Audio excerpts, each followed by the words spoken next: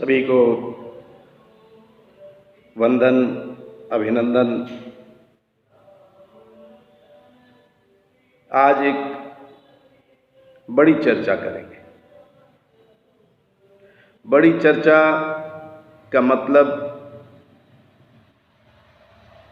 एक संज्ञा है विश्व की, जगत की,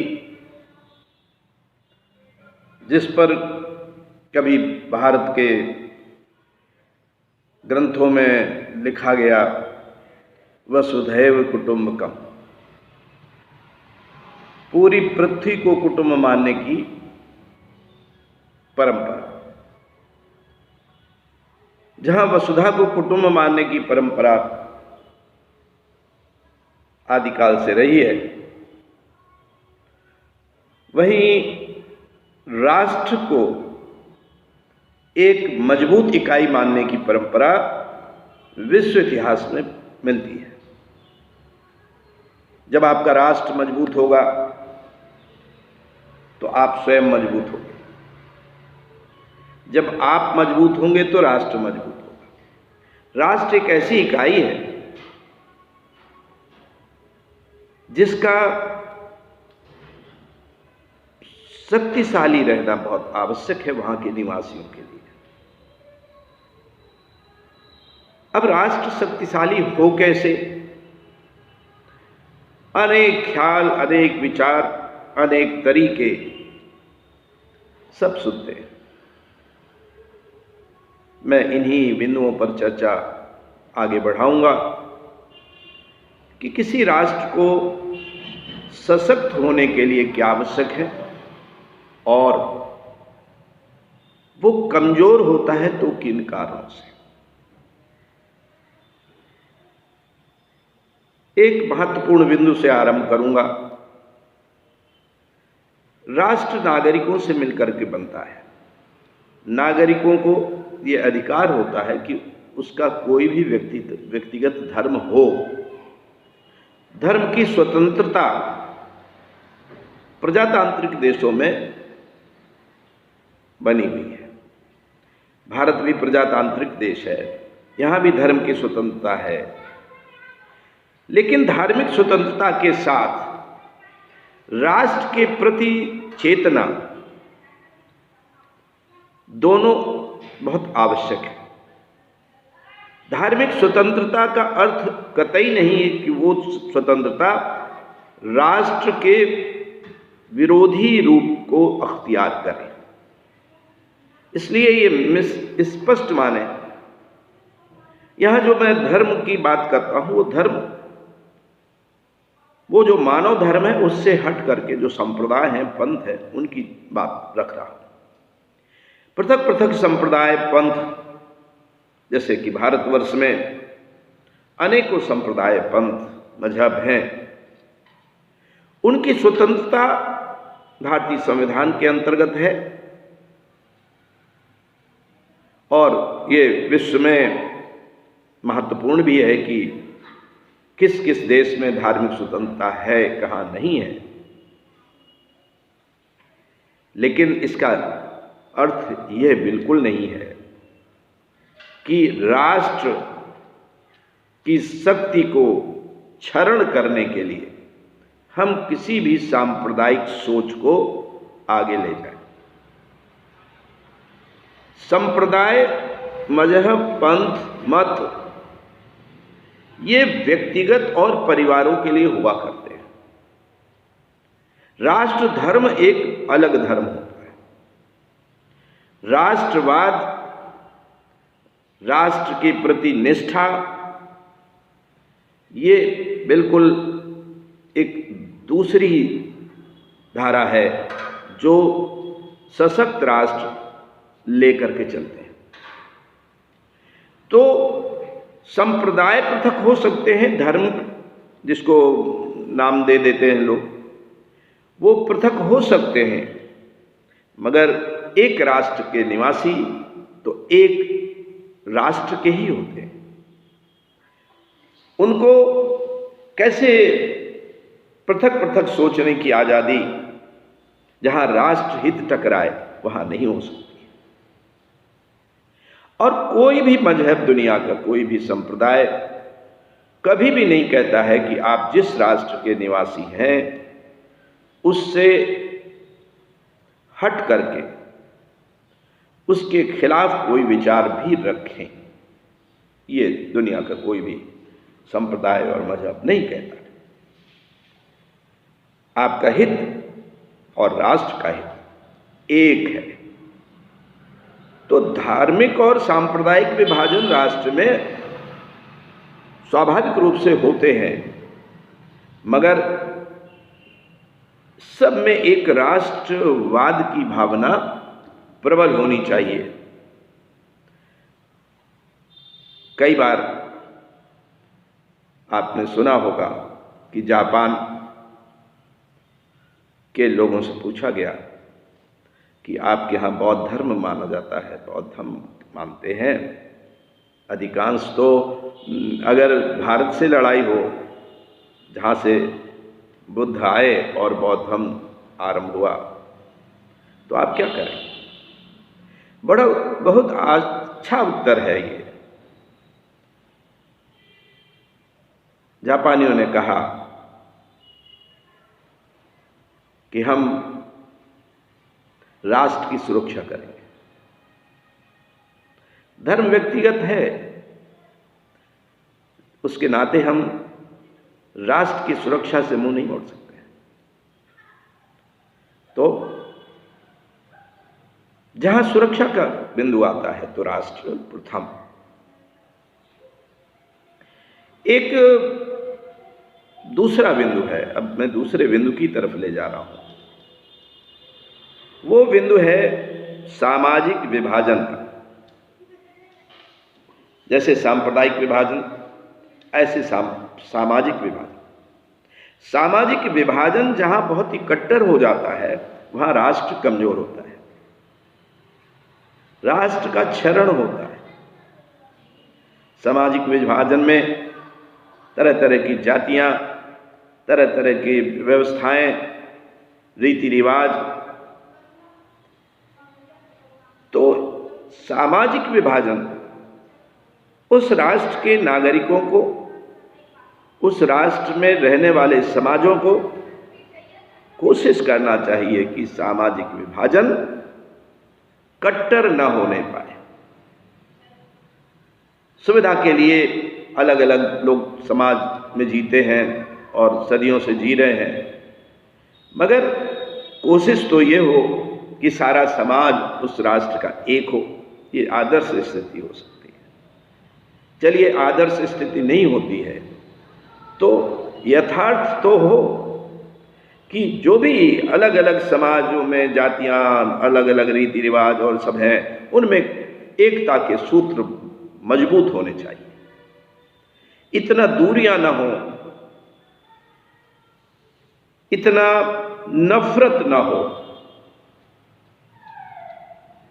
कि हम ऐसे बिहेव करने लगे कि लगे कि ये अलग राष्ट्र है। जैसे कभी मजहबों के नाम पर दुनिया के अलग तमाम देश बने, तो उसमें मजहब के नाम पर एक राष्ट्र बन गया। ऐसे ही भाषाओं के नाम पर भी राष्ट्र बने। ऐसे सामाजिक स्थितियों, रीतियों के अनुसार भी बंटवारा होने लग जाता है। तो कोशिश ये हो कि सामाजिक कट्टरता कम से कम रहे और सामाजिक लोगों का दायित्व है, धार्मिक आध्यात्मिक लोगों का भी दायित्व है कि दूरियां कम से कम हों। ये कोशिश लगातार जारी रहे।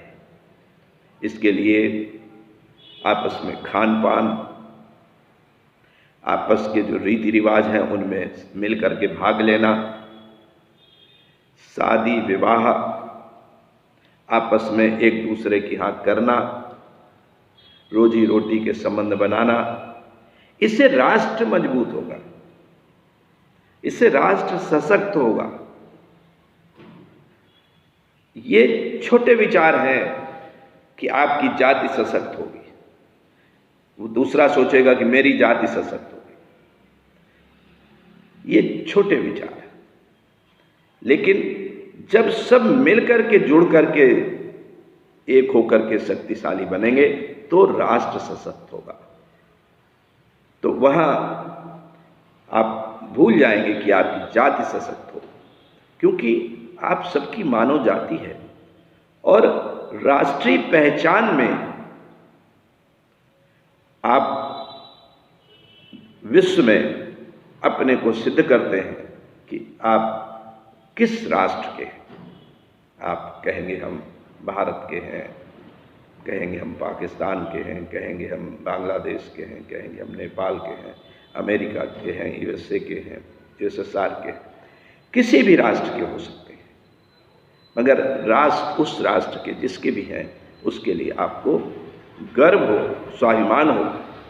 इसके लिए एकता के सूत्र लगातार साथ साथ काम करते रहें, ये बहुत आवश्यक है। एक भाषा का और बिंदु है, भाषा अगर एक होती है तो एकता में, भाषाई एकता में आसानी होती है। हर जगह जाइए एक भाषा हो गई। यहाँ जब भारत में अंग्रेज आए थे तो उन्होंने अंग्रेजी को सर्वोच्च भाषा बनाई, और अंग्रेजी ने उस समय अंग्रेजों के लिए एकता का काम किया था। अंग्रेजों के द्वारा जो एकता दिखाई गई वो उसमें अंग्रेजी का बहुत बड़ा स्थान हो। स्वतंत्र भारत में हिंदी ने वो काम किया है, हिंदी एकता का सूत्र पैदा करती है। लेकिन भारत जैसे देश में अनेकों भाषाएं और बड़ी सशक्त भाषाएं हैं, मजबूत भाषाएं हैं, उनका बड़ा साहित्य है, उनके बहुत सारे ग्रंथ हैं, उनकी व्याकरण है, और सबके होते हुए भी आपस में विभिन्न भाषाओं के मध्य संवाद होते रहे और विभिन्न भाषाएं आपस में सीखें। यहाँ के नागरिक जितनी भाषाएं आप सीखेंगे, हमारे यहाँ बहुत ही प्रकांड विद्वान और राजनेता भी हुए, भारत के विभिन्न पदों में भी रहे, उन्होंने तमाम भाषाएं सीखी। एक नाम ले लूँ, सर्वपल्ली डॉक्टर राधाकृष्णन का। और अनेक भाषाओं के कारण ही आप विभिन्न क्षेत्रों के जो मूल भावनाएं उनकी होती हैं, जो वास्तविक भावनाएं होती हैं, जो उनकी संस्कृति होती है, उससे जुड़ते हैं। तो भाषाएं भले ही दूरियां बनाती हैं, मगर अगर भाषाओं में आदान प्रदान विचारों का बहुत अच्छा है तो ये दूरियां बहुत कम हो जाती हैं। अब एक बिंदु बहुत महत्वपूर्ण कहने जा रहा हूं, वो बिंदु है आर्थिक और वैज्ञानिक विकास का। राष्ट्र अगर गरीब होगा, आर्थिक रूप से विपन्न होगा, तो उसके क्षरण की स्थिति ज़्यादा तेजी से होगी, उसके टूटने की स्थिति ज़्यादा तेजी से होगी। इसलिए राष्ट्र का आर्थिक विकास बहुत आवश्यक है। किसी भी देश का आर्थिक विकास तीव्रता से होना और इस तरह से होना कि उसके सभी नागरिकों को उसका लाभ मिले, ये नहीं कि चंद लोगों को उसका लाभ मिले। तो सारे नागरिक जब मजबूत होंगे, आर्थिक रूप से मजबूत होंगे, सामान्य जीवन जिएंगे, तो होगा क्या? राष्ट्र मजबूत होगा, राष्ट्र सशक्त होगा। आर्थिक विकास से किस तरह से राष्ट्र सशक्त होते हैं, इसके वर्णन हमें इतिहास में भी मिलते हैं। जब कोई राजा या कोई नवाब, कोई बादशाह अपने राज्य को आर्थिक रूप से सशक्त बना लेता था, तो राज्य पूरा मजबूत होता था, सशक्त होता था। तो आर्थिक विकास का मुद्दा बहुत महत्वपूर्ण है राष्ट्र को सशक्त रखने के लिए। और वैज्ञानिक सोच, आदमी की अलग अलग सोच हो सकती है, अलग अलग विचार हो सकते हैं, उसके धार्मिक विचार, उसके अपने मत के विचार, उसके राजनैतिक विचार, उसके सामाजिक विचार पृथक पृथक हो सकते हैं, लेकिन विज्ञान ऐसा काम करती है जो दुनिया में सबको जोड़ती है। विज्ञान नहीं देखती है कि हिंदू है, मुसलमान है, सिख है, ईसाई है, पारसी है, बौद्ध है, जैन है। न विज्ञान तो सबके लिए एक है। और विज्ञान है क्या? विज्ञान यही मस्तिष्क में, मनुष्य के मस्तिष्क में, जैसे कि अन्य विषय ज्ञान के अन्य विषय मिलते हैं, ऐसे ही इस मस्तिष्क में ही विज्ञान मिलता है। विज्ञान क्रमबद्ध अध्ययन करता है, पूरा गहराई तक शोध करता है और उसके एक्सपेरिमेंट करता है, और जिस तरह से उसकी प्रगति होती चली जाती है वो सबके लिए होती है। उसमें कोई धर्म नहीं, कोई मजहब नहीं, कोई रीति रिवाज नहीं, कोई ऊंच नीच नहीं, कोई छोटा बड़ा नहीं, सबके लिए विज्ञान एक है, गणित एक है। 1 2 3 4 या 1 2 3 4 या जिस भाषा में गणित होगी वो सब एक है। तो विज्ञान जोड़ने का काम करता है, और अगर धर्म को मानव धर्म कहिए तो वो भी जोड़ने का काम करता है। तो मैं जब बौद्धिक आश्रम में कहता हूं कि विज्ञान में धर्म हो और धर्म में विज्ञान हो, तो मैं इसलिए कहता हूं कि ये जोड़ने का काम बहुत आवश्यक है। इसी से राष्ट्र सशक्त होगा और इसी से विश्व सशक्त होगा, मानवता सशक्त होगी। और देश में एक अंतिम बिंदु चर्चा करूंगा, ये भारत में नहीं, किसी भी देश में जो उत्पादक होता है वो बड़ा महत्वपूर्ण है, क्योंकि उत्पादन की क्रिया ही, उत्पादन की प्रक्रिया ही आर्थिक, मानसिक, सामाजिक, राजनीतिक सारे विकास की जड़ है। और खास रूप से राष्ट्र को सशक्त बनाने के लिए अगर उत्पादन ना हो, अब उत्पादन वो फैक्ट्रियों में भी हो सकता है, वो खेतों में भी हो सकता है, और खेतों का उत्पादन ज़्यादा महत्वपूर्ण इसलिए होता है कि उसी से जीवों का पेट भरता है, मनुष्यों का पेट भरता है। तो अगर खेतों में उत्पादन कमजोर होगा तो राष्ट्र तो कमजोर होगा, जब बाहर से दूसरे देशों से अनाज मंगाना पड़ेगा। तो इसलिए किसान की ताकत राष्ट्र की ताकत होती है।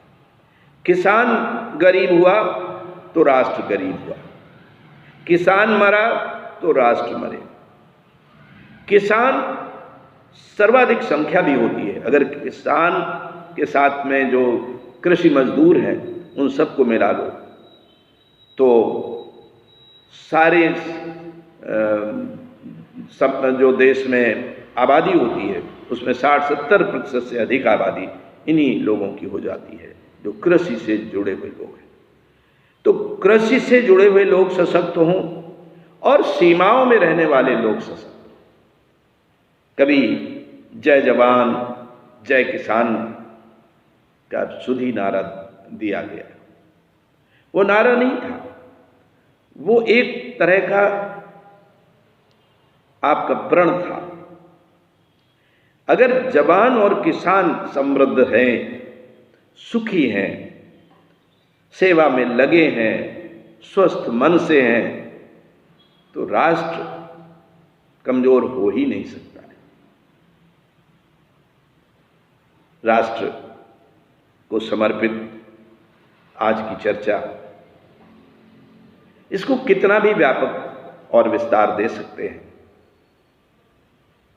लेकिन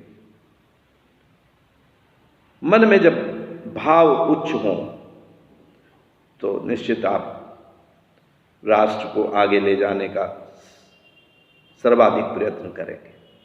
मन में समर्पण के भाव हों, अपनी माटी के प्रति लगाव हो,